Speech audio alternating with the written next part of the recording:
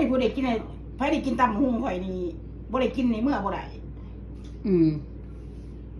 เปรย์เฮ็ดเองบ่หั่น แม่น โอ้คักเลยเนาะ ปรุงเองหอม หอมเองปรุงเองกินเอง เออ เพื่อสิตำแครอทพี่น้องเอาเลยเด้อบาดนี้ ใส่น้ำตาลก่อน สิเอาน้ำตาลมาใส่น้อยนึงตำแครอทถึงว่าแครอทมันสิหวานปานใดก็อย่า ต้องตัดน้ำตาลหน่อยนึง ต้องอัดตันน้ำตาลเพราะว่า มันจังสีแสบสีนัวเนาะ มัจะ น้ำตาลเด้อพี่น้อง น้ำตาล เอาเลยเดี๋ยวสิตำแบบ ผงนัวเด้อนี่เด้อ บ้านๆเด้อ ผงนัวเด้อนี่ เป็นนัว บ่จำเป็นใส่ร้ายดอกนี่ซ้ำนี่พอเลย ตำแครอทนี่นะแสบเด้อพี่น้องใครบ่เคยตำก็ไปตำกินเด้อตำใส่หมกฮุงตำใส่ข้าวปุ้นตำหยังก็อยากใส่แครอทก็ตำใส่โลด มันนัวได้แค่รสนี่ มันหวานดิ ค่อยเลยแซ่บกลัวตำอันนี้เด้แซ่บกลัวตำหุงเลยค่อยจะว่าเขาบ่ซื้อหุงมาตำ แล้วมันก็บ่พิษพยาธิได้ผลพี่น้อง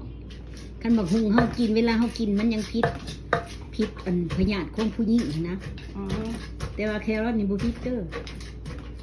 บ่พิษพยาธิตำไปเลยซิมแล้วบ่นี่ ซิมแล้ว ปะทิโธ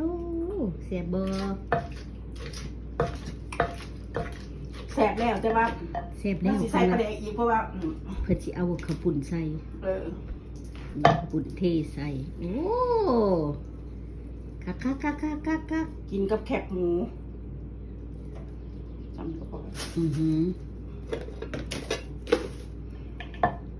สิเอาปลาแดกใส่อีก สร้างมาจากเมืองไทยพุ่นเด้ออุบลพุ่นเด้อนี่สร้างอุบลตำมะฮุงขายตำมะฮุงเขาวัด อยู่วัดตำลงข้างทางโอ้ยคน ตำมะฮุงลง ห้อยแน่เพิ่นว่าเด้เขาสิเอามือกินกับเขาวเพิ่นว่า ห้อยแน่ว่าติ ห้อยแน่เพิ่นว่าก็ใส่ถุงแล้วหาถุงมาห่อยเพิ่นแล้ว ผู้เฒ่าจะเอามือกินนะ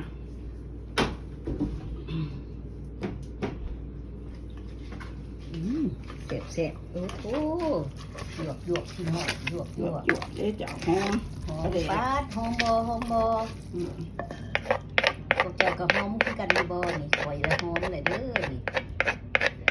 บ่ได้ยังมากมายตำมันแซ่บอยู่เลย เทลงไป ไป เทลง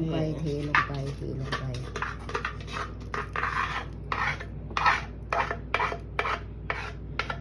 อันฟ้าแนวนี้ก็อ่อนปากอ่อนคอ เห็นบอก อ่อนปาก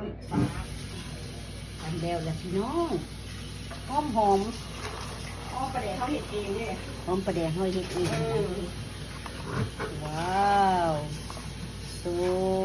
nice smells so good ประเดี๋ยวเขาเห็ดเองแต่เดี๋ยวเฮาเฮ็ดเองถึงแซ่บถึงหอมป้องกันประกันความสะอาด